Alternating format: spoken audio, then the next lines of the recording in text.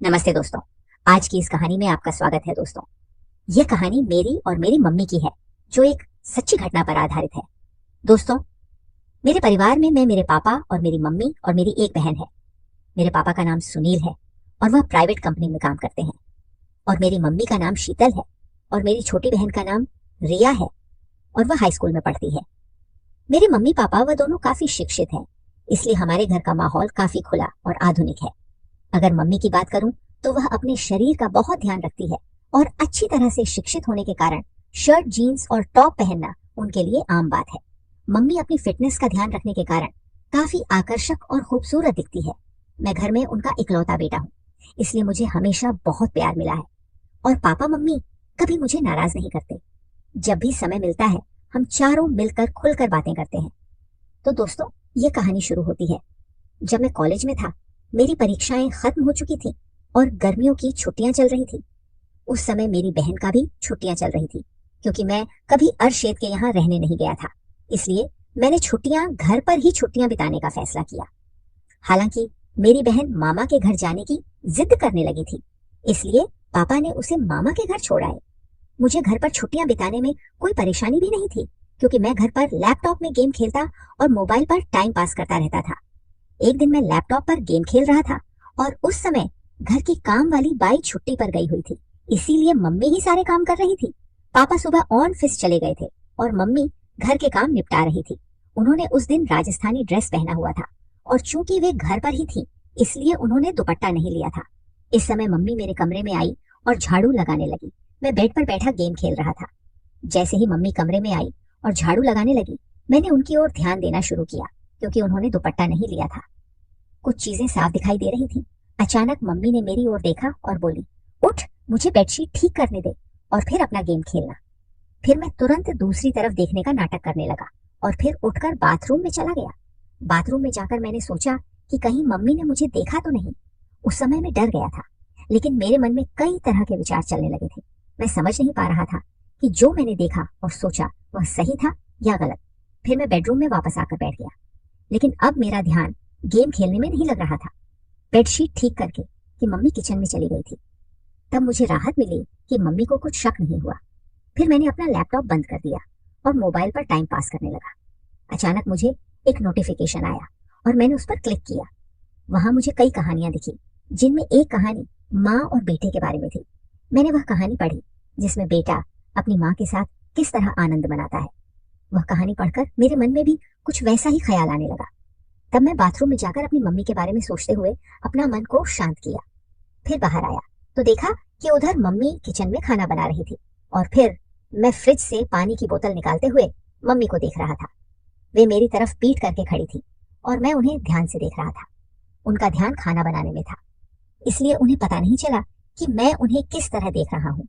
और तभी अचानक मम्मी पीछे मुड़ी और मेरी तरफ देखते हुए बोली, क्या रे राहुल, क्या हुआ, क्या देख रहा है? मैं घबरा गया और स्थिति संभालते हुए बोला, कुछ नहीं मम्मी, मैं देख रहा था कि मेरी प्यारी मम्मी कितनी मेहनत करती है सुबह से लेकर रात तक। यह सुन मम्मी को बहुत अच्छा लगा और उसने कहा, हाँ बेटा, कुछ सालों में तुम्हारी भी पत्नी आ जाएगी मेरी मदद करने के लिए। और मम्मी हंस पड़ी।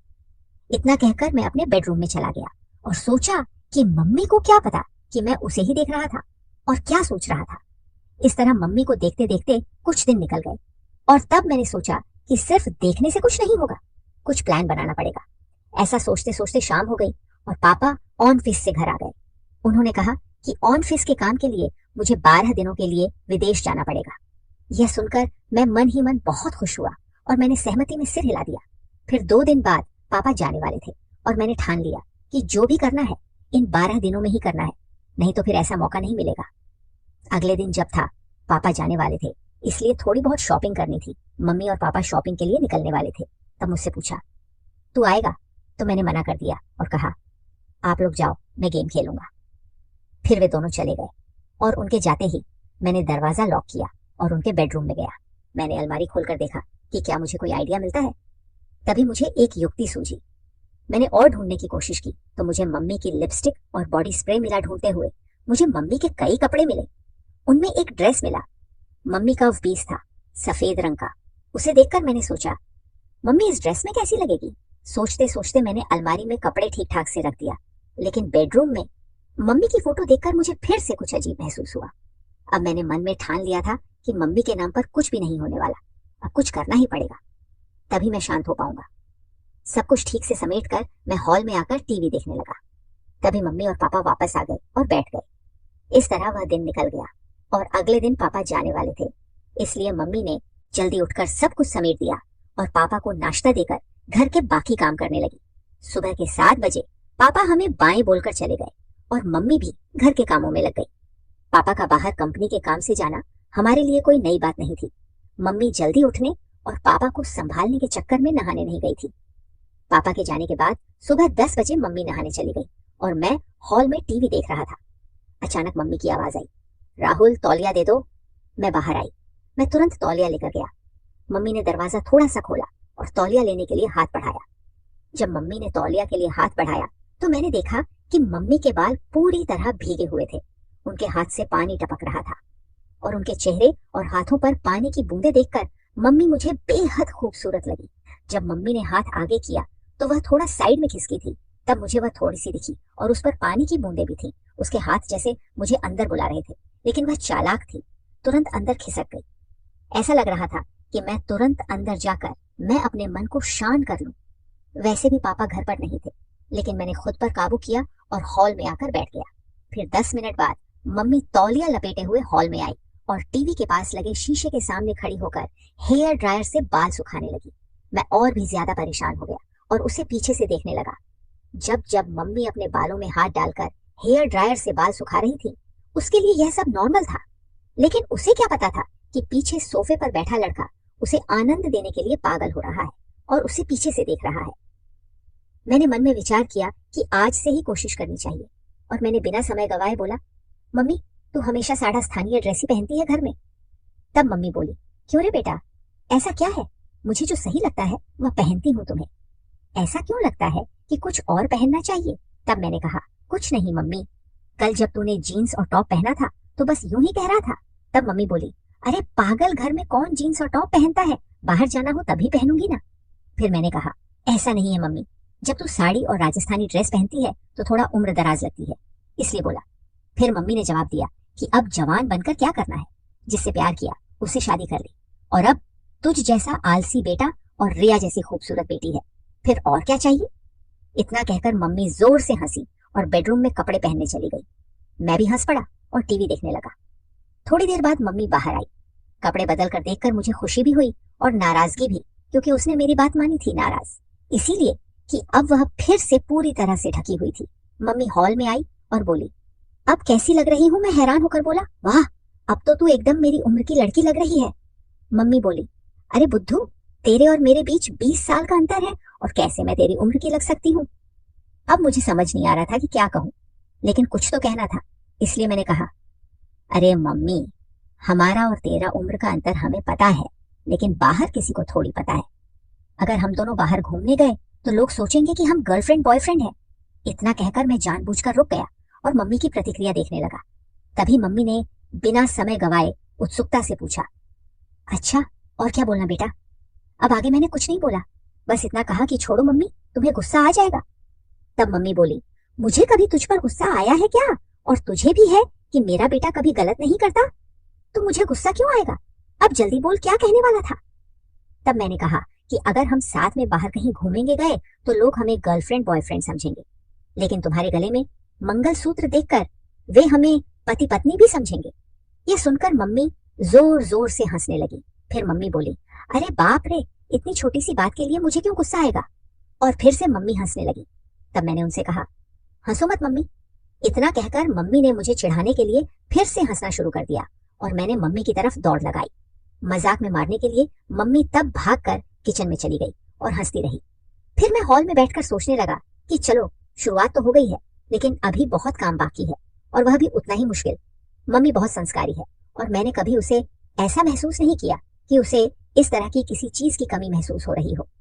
मम्मी और पापा की लव मैरिज होने की वजह से खुशी तो उनमें पहले से ही है, जरूरत तो मुझे थी और मुझे वह जरूरत किसी भी हाल में पूरी करनी थी, वह भी मम्मी से।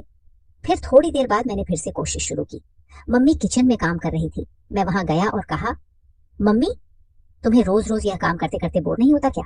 तब मम्मी ने कहा, नहीं बेटा, जब हमारी काम वाली बाई आती है तब मुझे आराम मिलता है। तब मैंने कहा माँ, अभी तो छुट्टियां शुरू ही हुई हैं और मुझे बहुत बोरियत फील हो रही है। तब मम्मी ने बोला, तो क्या करें, कहाँ चले घूमने, हम दोनों ही हैं घर में। अब मैंने कहा, हाँ चलेंगे मम्मी, लेकिन पापा के आने के बाद। तब मम्मी बोली, तब तक क्या करेगा। मैंने बोला, मुझे एक गेम पता है, अगर तुम्हें कोई दिक्कत ना हो तो खेलते हैं घर में। मम्मी ने कहा, मुझे लैपटॉप पर गेम्स खेलने में कोई दिलचस्पी नहीं है, कुछ और बताओ। फिर मैंने कहा, अरे मेरी प्यारी मम्मी, लैपटॉप पर नहीं, बस ऐसे ही हम दोनों खेलेंगे। तब मम्मी बोली, अच्छा ठीक है, कौन सा गेम है। मैंने बोला, मम्मी ट्रूथ और डियर। तब मम्मी बोली, अच्छा वह गेम ठीक है, खेलते हैं, लेकिन पहले मुझे घर के काम खत्म करने दे, फिर खेलेंगे।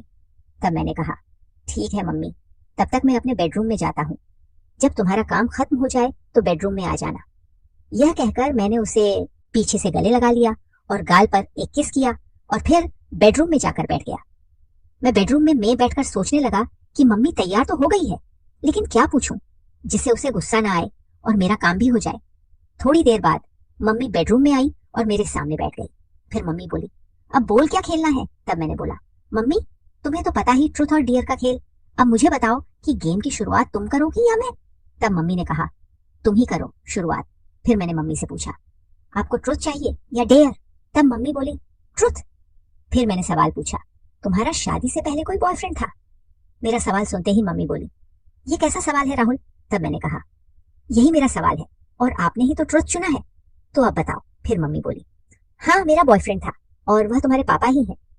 इसके बाद मैं मम्मी से बोला, अब आप मुझसे पूछो, मेरा भी ट्रुथ है। तब मम्मी ने थोड़ा सोचा और फिर मुझसे सवाल पूछा, मम्मी बोली, तुम्हारी कोई गर्लफ्रेंड है। तब मैंने हाँ में जवाब दिया और कहा, हाँ है, वह मेरे सामने ही बैठी है।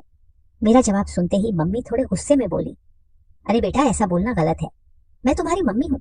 शुरू में ही मेरा आत्मविश्वास थोड़ा कम हो गया, क्योंकि मम्मी को ऐसे गेम्स में कोई इंटरेस्ट नहीं था और वह संस्कारी थी, लेकिन मैं हार मानने को तैयार नहीं था। तभी मैंने कहा, अरे मम्मी मजाक में बोला था, आप तुरंत क्यों गुस्सा हो जाती हो। तब मम्मी प्यार भरी मुस्कान के साथ हंस पड़ी और सिर हिला दिया। इसके बाद फिर मैं मम्मी से पूछा, अब आपको क्या चाहिए, ट्रूथ या डियर। तो फिर से मम्मी ने ट्रूथ बोला। तब मैं उनसे सवाल किया, शादी से पहले क्या आपने कभी आनंद लिया या कोई खेल खेला है। तब मम्मी गुस्से में बोली, राहुल ये ज्यादा हो रहा है, मुझे नहीं लगता कि तुम्हें ऐसे सवाल पूछने चाहिए, अब हमें यही रखना चाहिए। इस पर मैं कहा, अरे मम्मी हम अच्छे दोस्त हैं और मुझे नहीं लगता कि तुम मुझसे कुछ छुपा सकती हो। अगर तुम मुझसे प्यार करती हो और मुझ पर विश्वास है तो फिर मम्मी बोली, लेकिन बेटा तुम मेरे बेटे हो और ये बातें सही नहीं है। तब मैंने उनसे कहा, मम्मी तुम तो बहुत पढ़ी लिखी हो, फिर भी तुम्हें ये बातें गलत लगती हैं। ये वही बातें हैं जो हमें फर्स्ट साइंस में सिखाई जाती है। तब मम्मी बोली, ये साइंस में नहीं सिखाई जाती बेटा। तब मैंने कहा, नहीं सिखाई जाती तो फिर मुझे इन चीजों के बारे में कुछ भी पता नहीं होना चाहिए। इसके बाद मम्मी बोली, तुम्हें हर चीज जानने का पूरा हक है, लेकिन ध्यान रखो कि तुम किससे पूछ रहे हो, तुम मुझसे यानी अपनी माँ से ये सब पूछ रहे हो।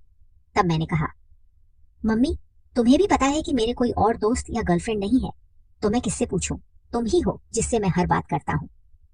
तब मम्मी को थोड़ा बुरा लगा, क्योंकि बचपन से ही मैं ज्यादा बाहर नहीं गया था और इसलिए मेरे ज्यादा दोस्त भी नहीं थे। उसे समझ में आ गया कि मैं नहीं मानूंगा तो वह बात करने के लिए तैयार हो गई। तब मम्मी बोली, हाँ हमने कई बार वैसे किया है और एक बार आनंद भी लिया था। तब मैंने कहा, मम्मी इतनी छोटी सी बात के लिए इतना समय लिया। इस पर मम्मी बोली, अब तो खुश होना। फिर मम्मी थोड़ी मुस्कुराई और बोली, अब तुम बताओ तुम्हें क्या चाहिए, ट्रुथ या डियर। तब मैंने उनसे कहा, डियर। इसके बाद मम्मी ने सवाल किया, क्या तुमने कभी किसी को किस किया है। तब मैंने कहा, नहीं, लेकिन अगर कोई लड़की तुम्हारी तरह दिखने वाली और तुम्हारी जैसी मिली तो जरूर करूंगा। इस पर मम्मी बोली, क्या, अभी तो तुम कह रहे थे कि मैं तुम्हारी गर्लफ्रेंड हूँ और अब फिर कह रहे हो कि अगर कोई और मिली तो करोगे। इतना सुनते ही मैंने बोला, तो क्या तुम्हें किस करूं।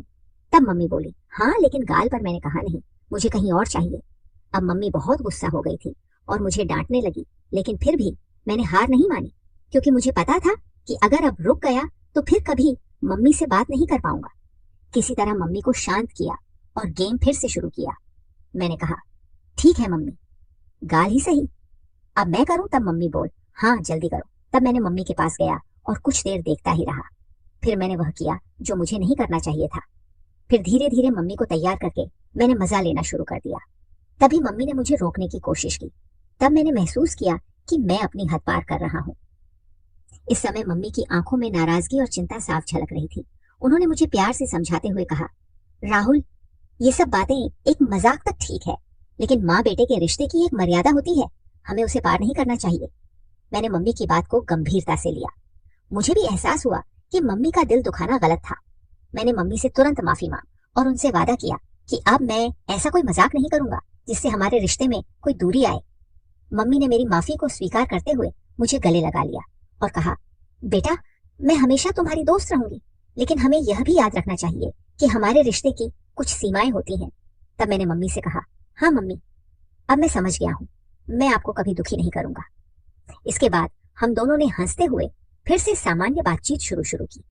अब मम्मी ने मुझे मेरे दोस्तों के साथ अधिक समय बिताने की सलाह दी और कहा कि जीवन में रिश्तों की मर्यादा और सम्मान बनाए रखना बेहद जरूरी है। इस बातचीत ने मुझे यह सिखाया कि मजाक की भी एक सीमा होती है और रिश्तों में आपसी समझ और सम्मान होना चाहिए। अंत में हम दोनों ने एक दूसरे के साथ हंसते हुए खेल खत्म किया और यह वादा किया कि हमारे बीच दोस्ती और प्यार हमेशा बना रहेगा, लेकिन इन रिश्तों की मर्यादा को भी कभी नहीं भूलेंगे। दोस्तों, आपको यह कहानी कैसी लगी कमेंट करके जरूर बताएं। अगर आपको यह कहानी पसंद आई हो तो इसे लाइक करें और अपने दोस्तों के साथ शेयर करें। आगे भी ऐसी ही रोमांचक कहानियों के लिए हमारे चैनल को सब्सक्राइब करें और बेल आइकन दबाना ना भूलें ताकि आप हमारी कोई भी कहानी मिस ना करें। धन्यवाद।